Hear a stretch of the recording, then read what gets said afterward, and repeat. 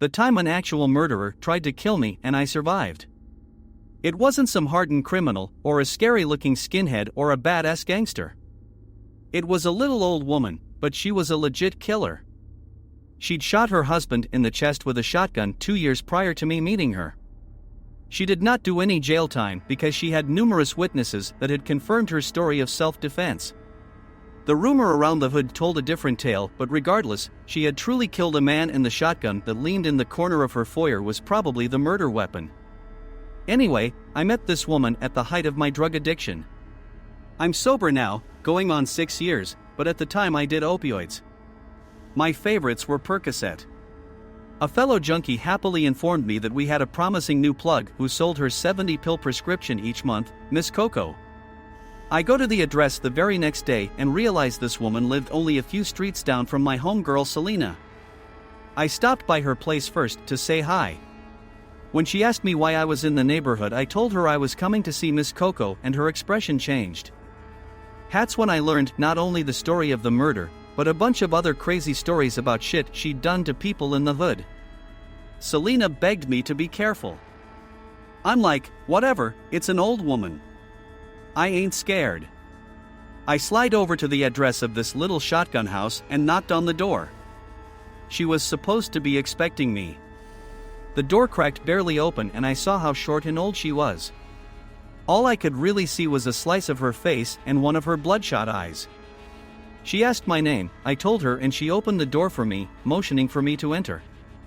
Right away, I saw the gun leaned in the corner. She told me to follow her, and I finally got a real good look. She was so feeble-looking, not skinny, but short and hunched over, and walked with a cane.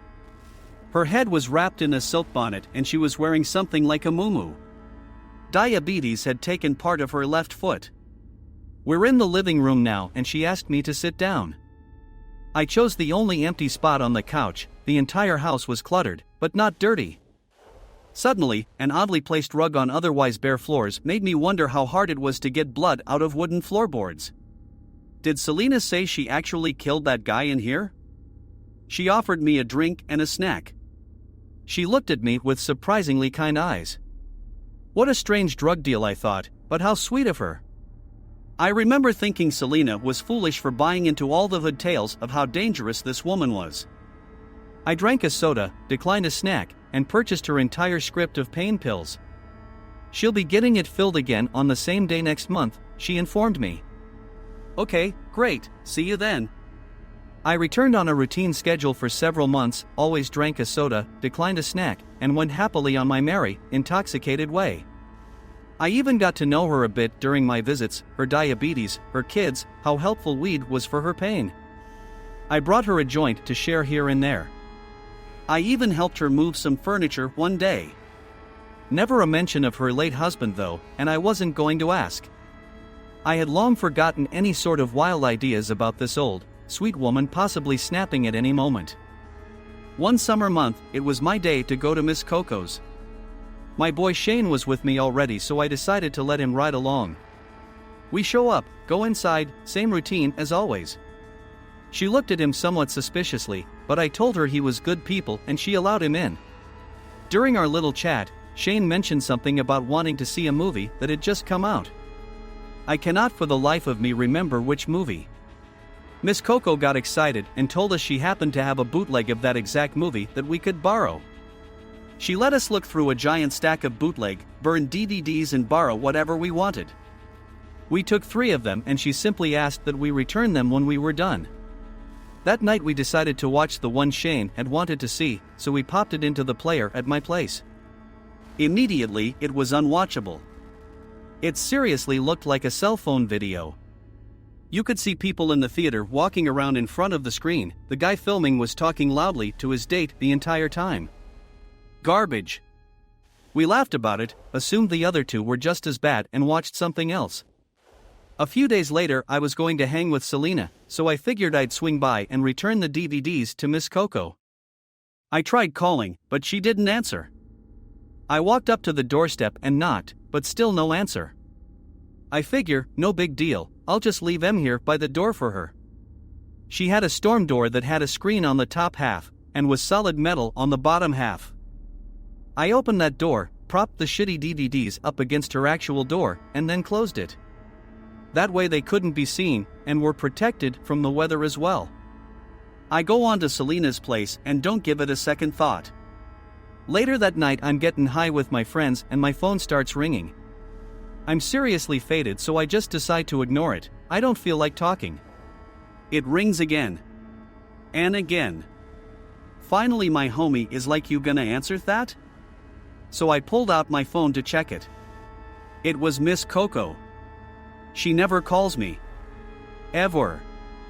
Especially not late at night. Having her number in my phone was strictly for the purpose of me calling her on the 12th of each month to announce what time I'm coming over. That's it.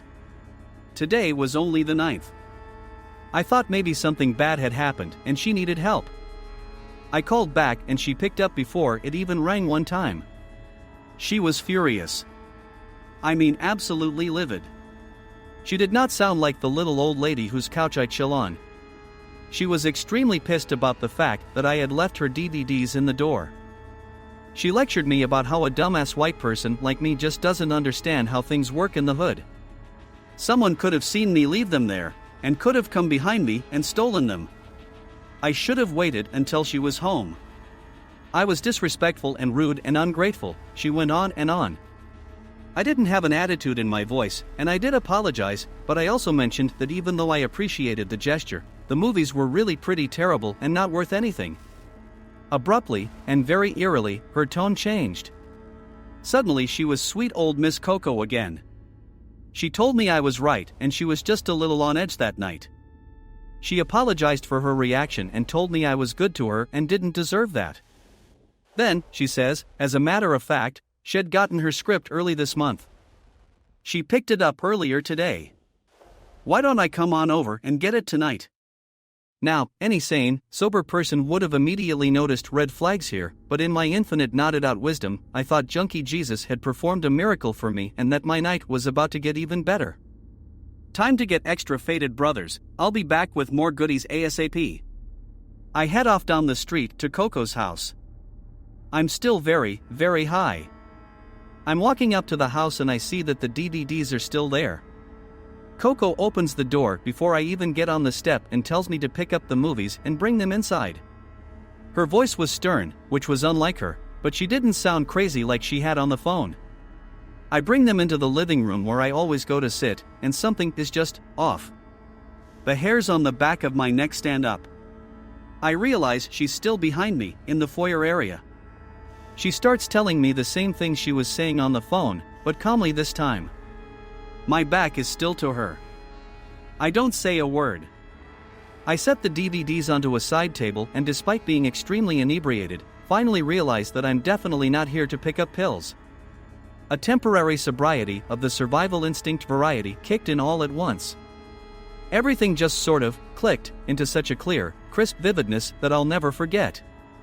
I knew she was standing exactly where the shotgun leans. I knew she was between me and the door.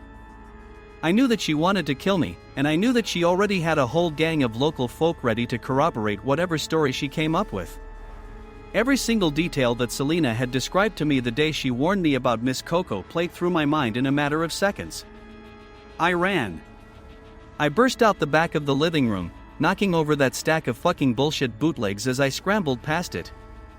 I'll be honest, once I had found my way out the back door, I wasn't that scared anymore. It's not like she was going to catch me. I circled back around the tiny house and took off down the street, probably before she even managed to hobble around and look out of the front door for me. I never did see if she actually picked up the gun. My back was to her, and I made the decision to run without even turning around, but I just knew. I felt it. It was a feeling I won't soon forget. The scary part was knowing just how absolutely mind-numbingly high I was, and how oblivious I was, until the very last second. And that's the story about how I was almost taken out by a crazy little old lady with a shotgun over the world's shittiest bootleg DVDs. Makes you wonder what small infraction her late husband committed. Yes, this is a true story, and I have lots more drug-fueled, wild encounters if any of you would like to hear more. That's all for today, folks. If you want to hear more stories like this, make sure to subscribe and turn on the notification bell.